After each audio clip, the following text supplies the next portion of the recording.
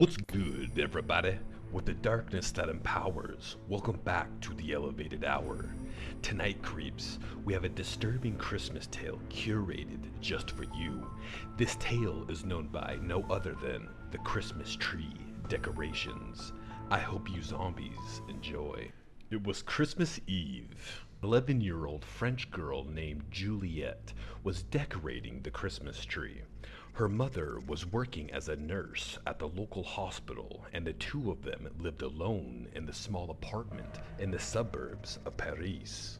Late that evening, Juliette's mother called to say she would not be home until late that night. Juliette continued to decorate the tree with all of the lovely things her mother had bought at the shop. She draped some multicolored Christmas lights around the tree and hung beautiful ornaments on the branches. After placing the angel on top of the Christmas tree, she finally finished decorating and sat down to relax and watch TV. Even though she was all alone in the sixth floor apartment, Juliette felt safe as she gazed out across the lights of the Parisian skyline. From her window, she could see the Eiffel Tower and the Champs de Mars. Most of the other tenants in the building had gone home to spend Christmas Eve with their relatives. The apartment building was almost deserted. Juliette was growing bored waiting for her mother to return. Suddenly, she thought she heard a scratching noise at the front door. She turned down the television and listened carefully. There was an eerie silence. Curious, she slowly approached the door and looked through the peephole. To her surprise, she saw a man standing outside, dressed in a red suit with fluffy white trim.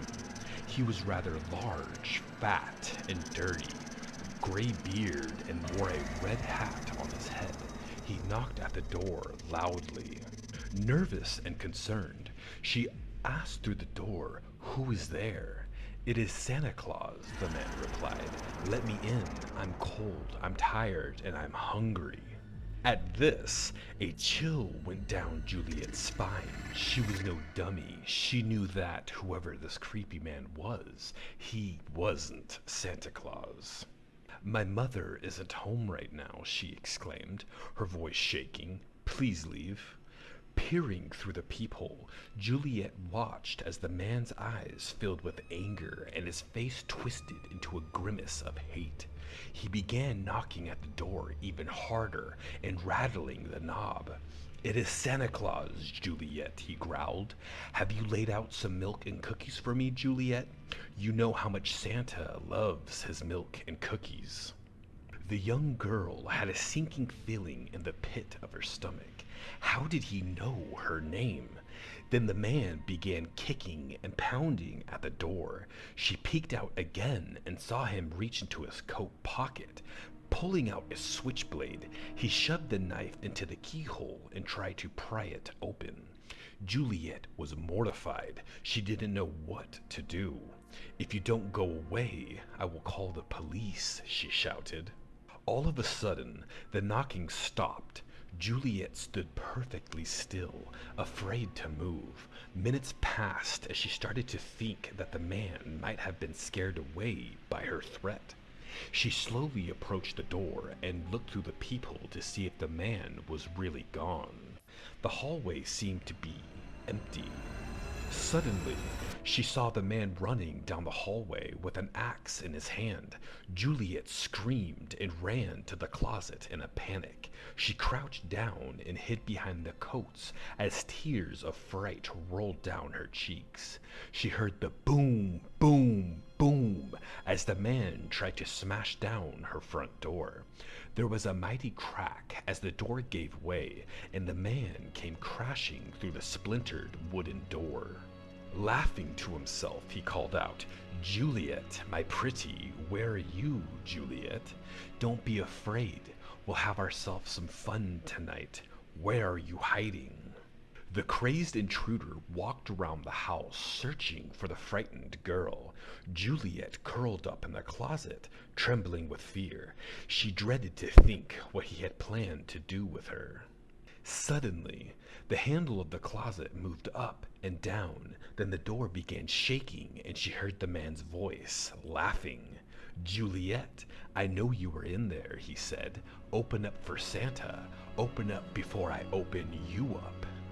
The man swung his axe and it struck the closet door with a huge bang. Tearing into the flimsy wood, Juliet screamed and began crying bitterly. She grabbed a wire coat hanger and twisted it to a point. She waited, her eyes opened wide, and her hands were trembling. There was another loud crash and the closet doors gave way. The horrible man tore the doors off the hinges and thrusted his head between the coats. He was laughing and drooling like a madman as his huge, gnarled hands grabbed at the horrified girl. Juliet held up and pointed the end of the coat hanger and bravely thrusted it into the man's face. It went straight into his eye. He recoiled in pain, screaming with rage as blood flowed down his cheek. He ripped the wire out of his eye socket and grabbed Juliet by the hair.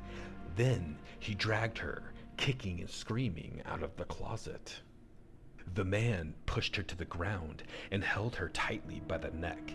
Leaning over her, blood spilled out of his eyes, spattering all over her face. His mouth twisted into a grotesque smile, and he whispered into her ear, "Tonight you will be privileged, my lovely Juliet. I've got a list and I've checked it twice. I'm here to decide if you have been naughty or nice. You can scream and beg for your life, but naughty girls get the axe and nice girls get the knife." It was after midnight when Juliet's mother returned home. She saw the front door hacked to pieces and rushed inside to look for her daughter.